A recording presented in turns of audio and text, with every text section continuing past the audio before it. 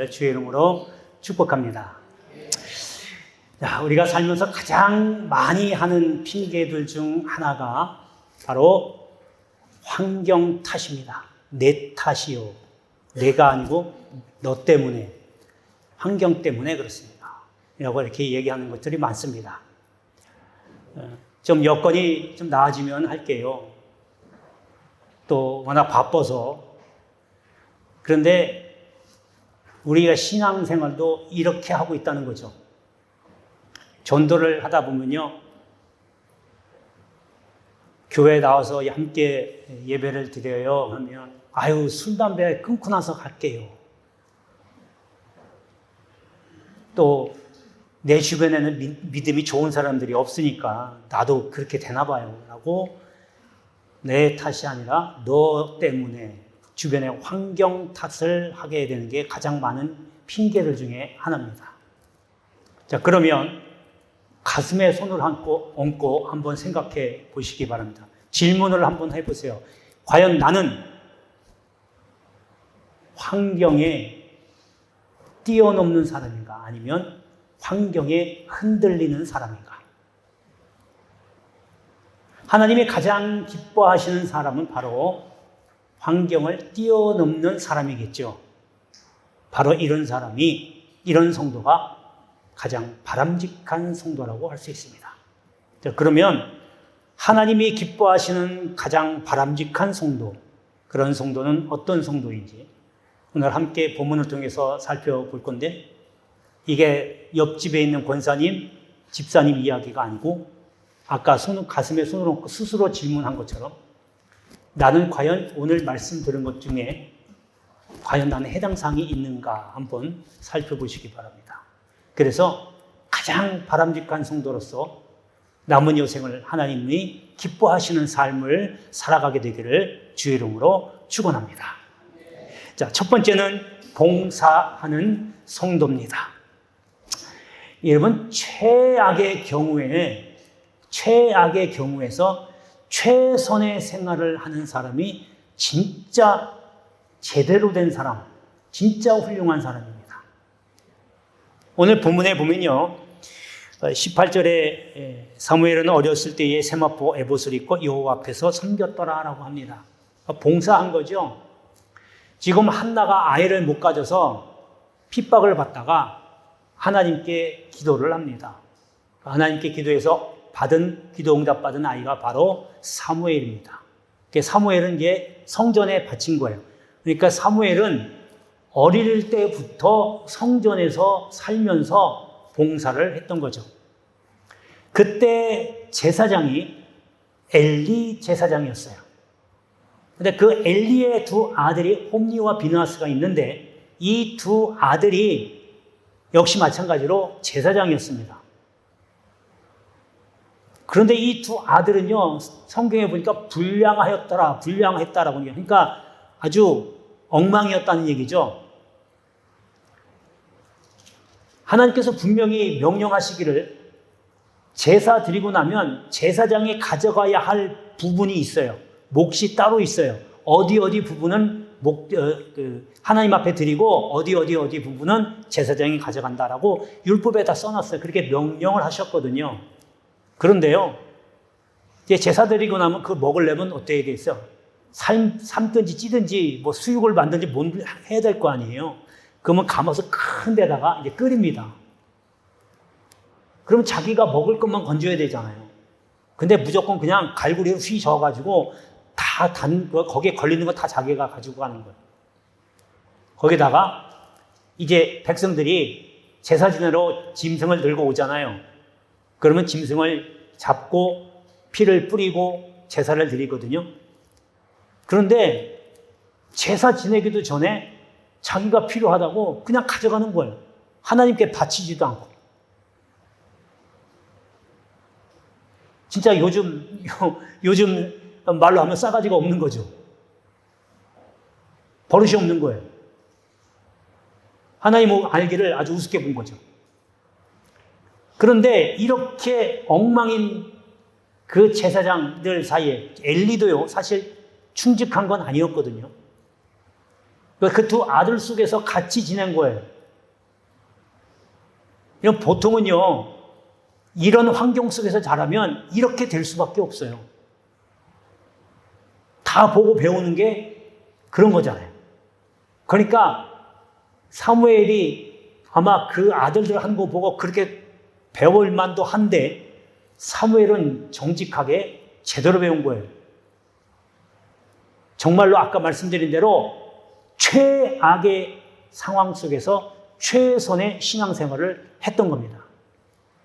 여러분, 남 탓할 필요가 없어요. 우린 보통 저 아들, 저 제사장이 저게 뭐야? 쟤 때문에 나까지 잘못되겠어. 뭐 이렇게 돌리는 게 다반사고 그렇게 십중팔구 그렇게 이야기하거든요. 그런데 그러한 최악의 상황 속에서도 온전히 신앙을 지켰다라고 하는 겁니다. 여러분 다 살아보셨겠지만 내 마음에 드는 때가 다 어디 있어요? 내 마음에 맞는 직장이 어디 있으며 내 마음에 맞는 사업장이 어디 있어요? 여러분 공부가 재밌다고 하는 사람이 간혹 한두 명은 있어요.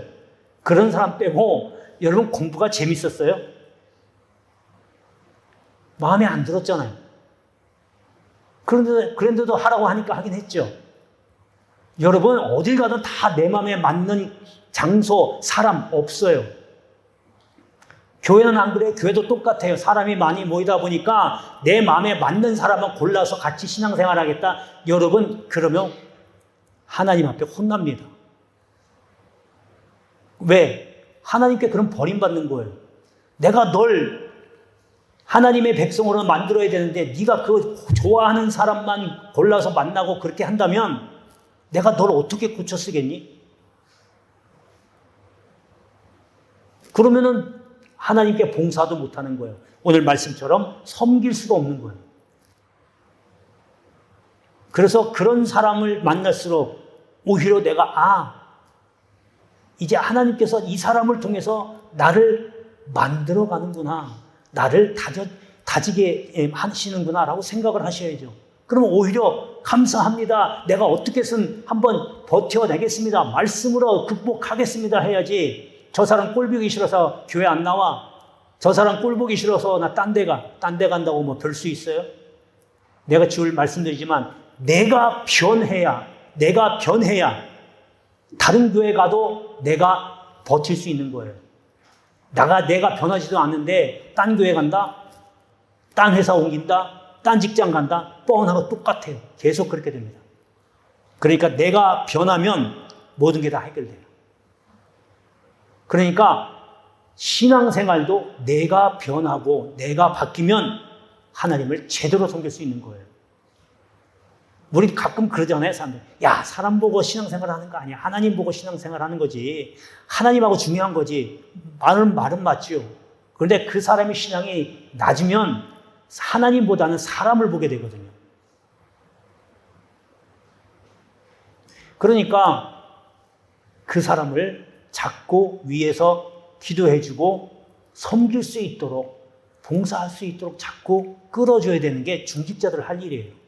그냥 손가락질하고 정죄하지 말고 나보다 신앙이 여리다고 무시하지 말라는 거예요. 나도 한때는 다 그런 신앙생활을 겪어왔기 때문에 그런 거예요. 근데 그건 하나도 생각을 안 하고 그렇게 하면 하나님 제대로 섬길 수 있겠어라고 봉사할 수 있겠어라고 하는 거죠. 여러분 사무엘은요 그런 열악한 환경 속에서도 하나님을 섬겼더라. 하나님을 봉사하고 섬겼다라고 하는 겁니다. 이렇게 섬기는 성도가 바람직한 성도, 하나님이 기뻐하시는 그런 성도일 줄을 믿으시기를 바랍니다. 자, 두 번째는 변함 없는 성도입니다. 여러분, 이스라엘 백성들이 제사를 지내잖아요. 제사에는 5가지가 있는데 여기에 없는 5가지 제사는 매년제라고 하는 게 있어요. 이 매년제라고 하는 것은 무슨 제사의 방법이나 종류가 아니라 이스라엘 백성이 농사를 짓게 되면 농한기가 있잖아요. 여러분 지금 한창 농사 질 때 우리 같은 경우에는 겨울이 농한기죠. 근데 거기는 보통 한 여름 한 가을 좀, 우리로 말하면 가을 조금 지나서가 거의 농한기, 그러니까 연말쯤 되면 농한기가 시작이 되거든요. 그러니까 농한기 때에 가족이나 친지들끼리 함께 같이 모여서 성막에, 그러니까 성전에 가서 화목제를 드립니다. 그 화목제는 제사를 드리고 가장 기름진 것만 먼저 하나님께 드리고 나머지 짐승의 모든 부위는 거기에 제사에 참여하는 사람들과 같이 식사를 하면서 교제를 나누는 거예요. 이게 1년에 딱 한 번 그렇게 합니다. 이게 바로 매년 드린다 해서 매년제라고 하는 겁니다. 그런데 오늘 본문에 보니까요. 19절에 보니까 그의 어머니가 매년 드리는 제사, 이게 바로 매년제입니다. 매년제를 드리러 간 거예요. 왜냐하면 지금 분인나한테 아이 못 낳는다 얼마나 구박을 받아요. 뭐 지금은 그런 아이 못 낳는다고 뭐라고 할 사람은 별로는 없지만 이 당시에 아이를 못 낳는다라고 하면요. 우리 어르신들은 아실 거예요. 구박받잖아요. 그것도 딸만 있고 아들 못 낳는다고 얼마나 구박했어요. 분들이. 그렇죠? 이때는 더 심했어요. 아예 사람 취급을 안 했거든요. 그러니까 여자들도요. 아이를 못 낳으면, 특별히 아들을 못 낳으면 나는 하나님께 저주받았다라고 생각을 했던 거예요. 그러니 분인나가 자기는 아이들이 있고 아이를 못 낳는 한나 보고 얼마나 구박을 했으며 그리고 그 한나는 그 구박을 받을 때에 내가 정말 이렇게 불행한 걸까? 하나님께 버림받았을까라고 하는 생각까지 한 거죠. 그런데 그때 한나는 옳은 선택을 한 겁니다. 하나님께 기도한 거예요. 근데 여러분 그냥 한 번 딱 그렇게 기도한 게 아니라 매년 드렸다라고, 매년제 드리러 갔다고 했잖아요. 매년 하나님께 성전에 나가, 성막에 가서 하나님께 기도한 거예요. 하나님이 그 기도를 들으시고 사무엘을 허락하시잖아요. 자, 그런데요, 이쯤 되면 사람들 대부분은요, 끝납니다. 기도 안 해요. 왜? 내가 얻을 거 다 얻었잖아요. 내 목적이 뭐예요? 하나님께 기도해서 아이 얻는 거예요. 하나님이 주셨어요. 이제 끝났어요. 기도 안 합니다. 여러분, 지금 바로 이게 우리 얘기예요. 필요할 때는 하나님 찾잖아요. 하나님 필요 없을 때는 하나님 그냥 잠깐만 계세요. 라고 지금 육신적인 그냥 형식적으로만 와서 하나님께 출석도장 찍고 있잖아요. 대부분 다 이렇거든요. 아이들 대학 갈 때 우리 매년 하잖아요. 대학 갈 때 기도하잖아요. 모여서 100일 기도하니. 거기 100일 기도가 왜 나온지 모르겠어요. 100일 기도하니, 40일 기도하니, 철야 기도하니 하잖아요. 그리고 딱 수능 끝나고 나면요. 언제 그랬냐듯이 안 옵니다. 기도 안 해요. 필요할 때만 와서 기도하는 거예요. 물론 할 때 해야죠. 근데 중요한 건 왜 끊어지냐는 거예요. 하나님이 여러분들의 필요만 채워주는 그런 분이시냐고요. 그러니까 기도를 나의 욕구, 나의 욕망을 채워줄 수단으로만 생각하는 거죠. 기도 안 하거든요. 근데 한나는 그 정도 되면 기도 안 할 법도 한데 아이를 낳고 나서도 계속해서 매년제를 드렸다라고 성경은 기록하고 있어요. 그건 뭐냐면 끊임없이 꾸준히 하나님께 기도했다라고 하는 겁니다. 이런 성도가 진짜 바람직한 성도입니다. 필요할 때만 하나님 찾고 내가 배부르고 등 따스니까 하나님 잠깐 기다리세요. 안 하셔도 됩니다라고 등 돌리는 성도. 어떤 성도를 하나님 더 기뻐하실까요? 하나님과 가까이 하는 그런 성도를 하나님이 기뻐하십니다. 늘 신앙생활을 꾸준히 하십시오. 아까 좀 전에 말씀드린 대로 바빠서 핑계대지 마시고 내 주변에 믿음 없는 사람 때문에 나도 이렇게 됐다 핑계대지 마시고 오직 초지일관 하나님만 바라보시면서 어떠한 환경에도 변하지 않는 꾸준한 믿음으로 하나님을 기쁘시게 하는 그런 바람직한 성도가 되시기를 주의 이름으로 축복합니다. 자, 마지막 세 번째는요. 복 받는 성도가 바람직한 성도입니다. 예수 믿고 베드로처럼 복 받는 성도도 있어요. 그런데 아나니아와 삽비라처럼 예수 믿고도 망한 사람이 있어요. 사마리아 성의 마술사 시몬도요. 예수 믿고 세례 받았어요. 근데 하는 일이 하나도 안 돼요. 되는 일이 없어요. 여러분, 그러니까 여러분 잘 생각해 보세요. 이게 지금도 그래요. 지금도 다, 저나 여러분 다 예수 믿잖아요. 근데 예수 믿는 사람들 좀 보면 어떤 사람은 참 복받고 복받는 생활을 해요. 근데 예수 믿고 열심히 나와서 기도 생활하고 예배 드리고 봉사한다고 하지만 되는 일도 안 되고 더 심지어는 망해버리는 사람도 있어요. 그러니까 복받는 성도가 얼마나 더 귀한 건지 여러분 꼭 기억하시기 바랍니다. 그냥 하나님이 전능하신 분이고 하나님이 사랑하시니까 예수 믿으면 복 줄 거야. 틀린 말은 아니에요. 제가 늘 말씀드리지만 우리는요 항상 신앙생활 여러분 젊을 때부터 시작할 때 과정은 다 빼버리고 생략해버리고 결과만 들었어요. 많은 목사님들이 예수 믿으면 천국 가고 복 받습니다 이것만 얘기했어요. 중간에는 얘기를 안 해요. 복 받는 게 중요하니까 먹고 잘 사는 게 중요하니까. 하나님은 결과보다 과정을 먼저 봅니다. 어떠한 마음을 갖고 어떠한 과정을 거쳐서 걸어왔는지. 여러분 지금 물질이 많고 지금 육신이 편하고가 중요한 게 아니라 내가 지금 어떠한 길을 걸어와서 하나님 앞에 서 있는가. 아까 손을 얹어서 한번 생각해 보라고 그랬죠. 나는 환경을 뛰어넘는 사람인가? 환경에 흔들리는 사람인가? 그 전에 거기에 한 가지 더 한번 질문해 보십시오. 나는 지금 이 시간 여기에 하나님 앞에 섰을 때 어떠한 과정을 밟으며 여기까지 왔는가?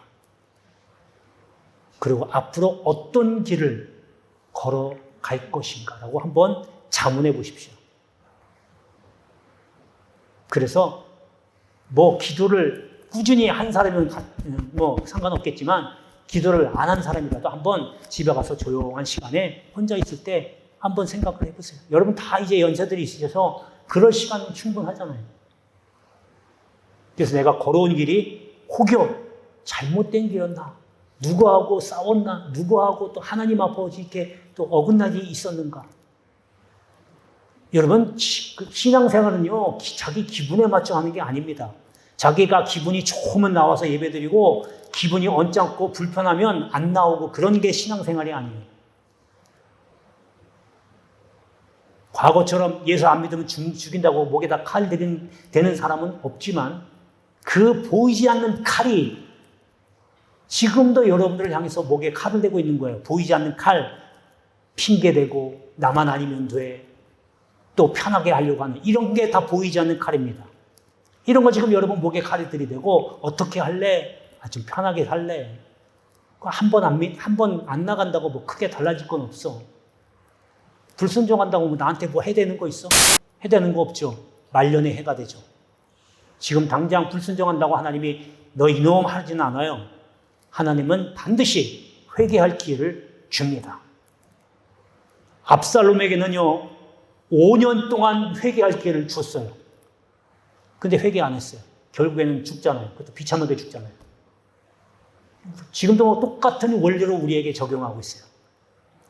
하나님과 멀어지려고 예배 안 나와, 누구하고 다투고 싸워, 욕심내, 교만해, 시기질투 하고, 게으르고. 하나님이 경고는 하죠. 빨리 돌아와라. 그래서 기회를 주는 거예요. 그게 이제 사람마다 다르겠지만 3년이 될지 10년이 될지 그거는 몰라요. 본인이 하게 달려있으니까. 그런데 그때도 그렇게 해도 안 돌아오면 이제 말년 때 그 열매가 돌아오게 돼요. 다윗 보세요. 밧세바를 범했잖아요. 그리고 나서 그 이후로 하나씩 악한 그 행위에 대한 열매를 거두기 시작하는 거예요. 암논 죽었죠. 압살롬 그 일 당했죠. 다말까지 그 일 당했죠. 압살롬에 의해서 반란까지 겪잖아요. 그 자기가 악한 거 뿌린 거 하나가 그렇게 열매를 하나씩 거둔다는 거예요. 이게 다윗에만 해당되는 거예요? 우리가 바로 그런 거예요. 하나님은 그런 원리로 지금 세상을 운영하고 계십니다. 그래서 오늘 복받는 성도와 얼마나 귀한지 몰라요. 그만큼 내가 하나님 앞에 온전히 섰다라고 하는 증거입니다.